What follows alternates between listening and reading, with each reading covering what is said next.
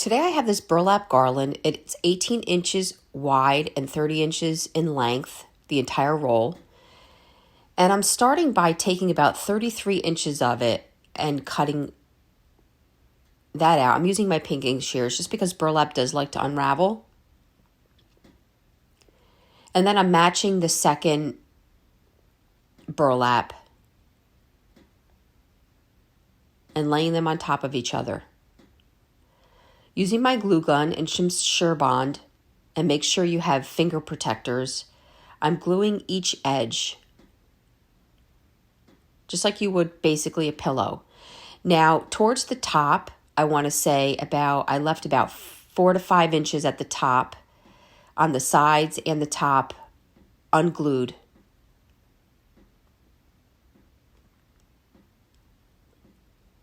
Now this is messy. I like this pad because when I'm done, it's very easy for me to clean up.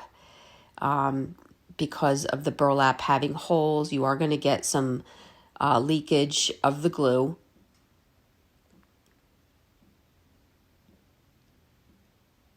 Sometimes wax paper is a good thing to put underneath. Once done, I took which is now a sack, and I put it right side in. So I basically created a burlap sack. Using a permanent marker and my Studio R12, Always Grateful stencil, I filled in all the stencil areas with my permanent marker.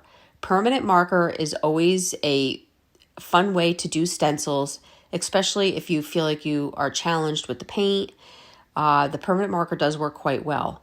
And I just went around and colored in all the areas of the stencil. Now I do have a piece of cardboard inside the sack between my stencil and the next layer of material.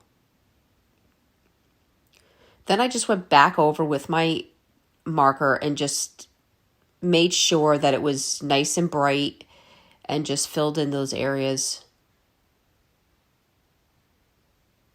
I felt like it came out pretty well without me doing this, but I just wanted to make sure that it was nice and pronounced.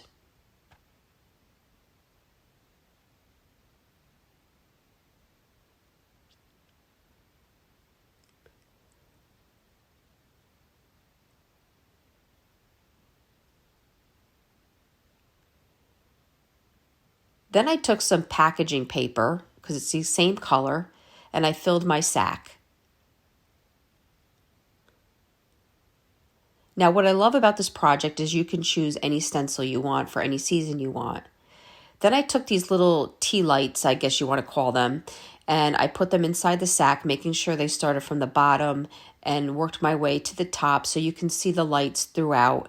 And it's those ones that are on that little wire, just a little twinkle, versus the Christmas lights would go right, they would poke right through the burlap, so don't go that route. And then you take that top part that you didn't glue and you tie it in a big bow. And now you can add any dressing you want.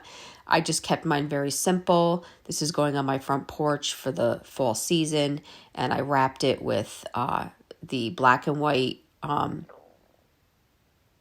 gingham. And I made the tuxedo tails at the end of my ribbon. And now you have this really cute porch sign, or you even can put it in your home, and the lights, and you want to make sure that the battery stayed outside the top of the sack. Guys, I really hope you enjoyed this video. For other tutorials, go check us out on YouTube, chalkitupfancy.com as well. Thank you.